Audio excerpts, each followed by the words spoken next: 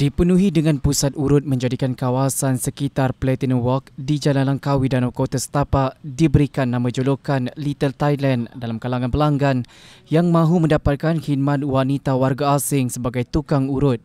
Malah setiap blok bangunan di kawasan itu mempunyai sekurang-kurangnya 5 pusat urutan yang menawarkan pelbagai pakej menarik dengan harga serendah bawah RM100 hingga RM300.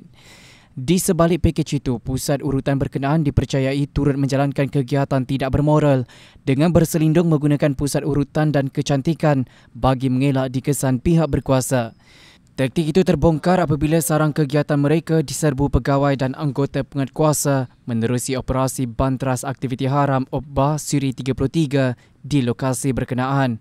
Bagaimanapun ketika serbuan dijalankan, kebanyakan tukang urut dan penjaga premis dipercayai warga asing sempat melarikan diri menggunakan pintu rahsia dan jalan belakang yang disediakan dalam premis diubah suai berkenaan. Ketua Setiausaha Kementerian Wilayah Persekutuan Datuk Seri Adnan Mat Ihsan berkata, bagaimanapun pihaknya berjaya menahan 7 individu termasuk seorang wanita warga Indonesia dalam serbuan yang dijalankan dengan kekuatan 330 pegawai dan anggota penguatkuasaan daripada 20 agensi penguatkuasaan itu.